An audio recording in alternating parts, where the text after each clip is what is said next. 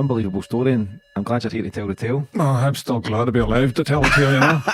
First and foremost, Sam, how are you? Pretty good, you know. But yeah, my life story is a bit strange, you know, because I was born into a Protestant family, actually. You know, my grandfather's an Orangeman, but he met a woman down in Cork, and she was a Catholic. And when they got married, she demanded that their children be brought up Catholic. Otherwise, my life would be different from what it would be now, you know.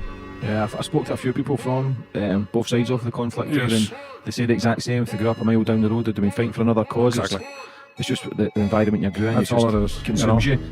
Always go back to the start of my guest, Sam. Where did you grow up and how it all began? I grew up in a street called Lancaster Street, Belfast. It's quite a famous street. From the 1930s, there's always been riots. It's a small nationalist enclave surrounded by loyalists. It's been like that since the 1900s. Quite a famous street, and in 1930, New York Times had front page because there were so many people murdered in the street by loyalists, Marxists and Catholics. So that's the street I was brought up in. It's a very, very staunch Republican street.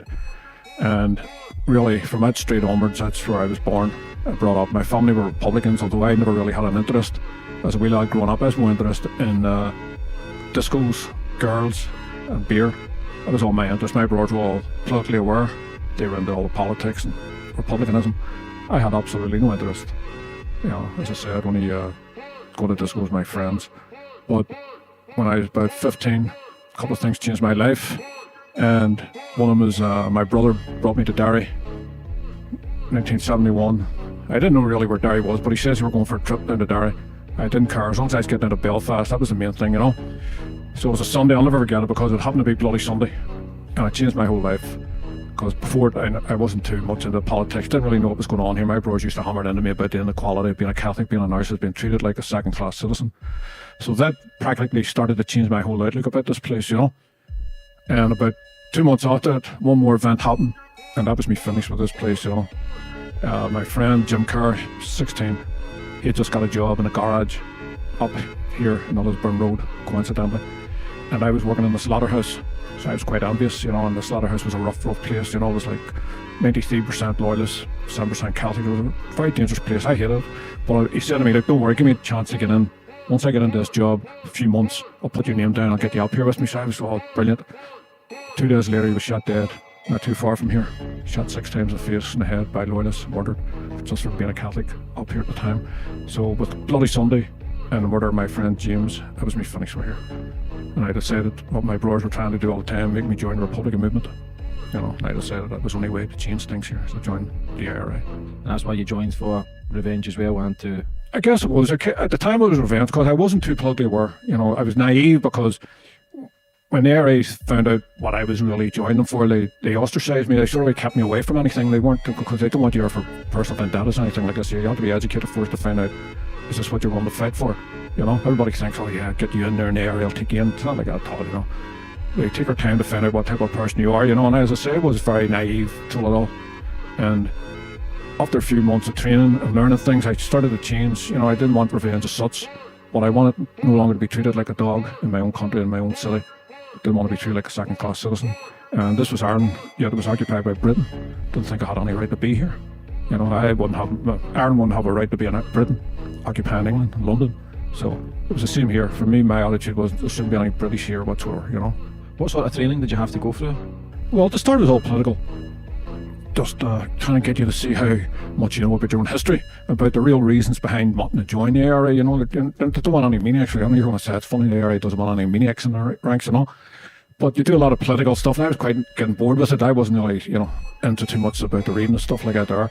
But after a while, you get taken to camps down south, where you get to learn how to train with weapons and explosives and things like this. So when you go back up to the north, you'll be better prepared to fight the Brits who were there at the time, the British Army.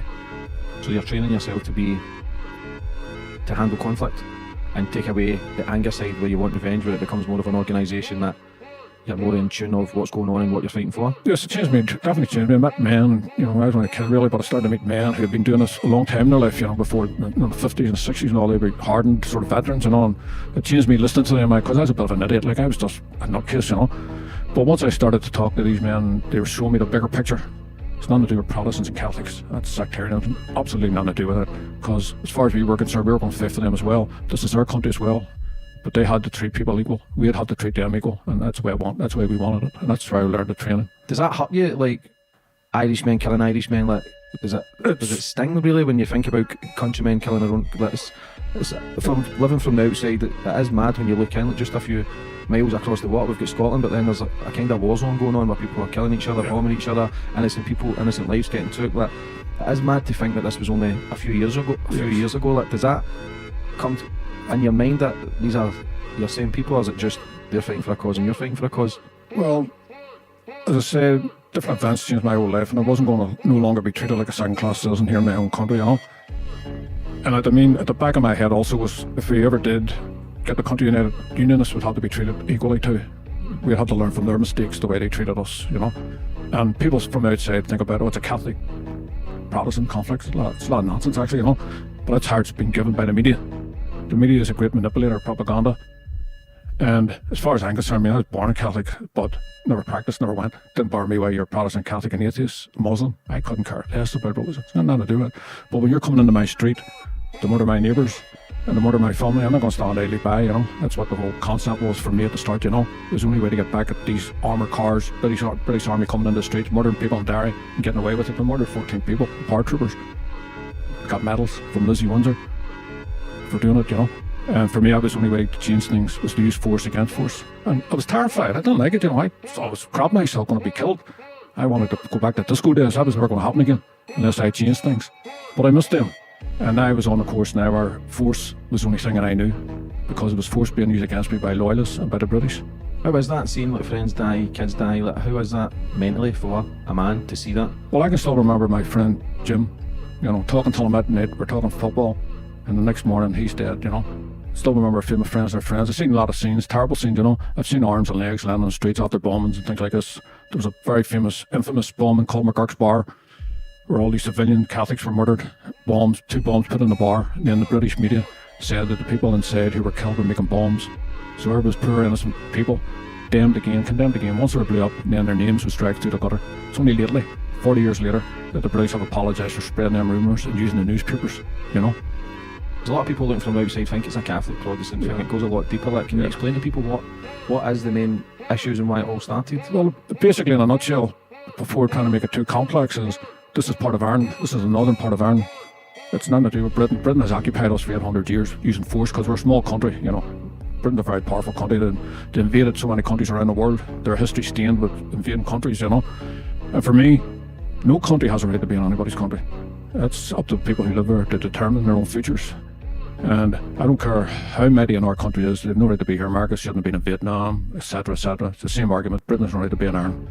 And unfortunately, the British had the unionists here and give them all different rights, give them in charge of everything. They had all like nice houses, a good property, good jobs, best education, where Catholics were treated like gutter.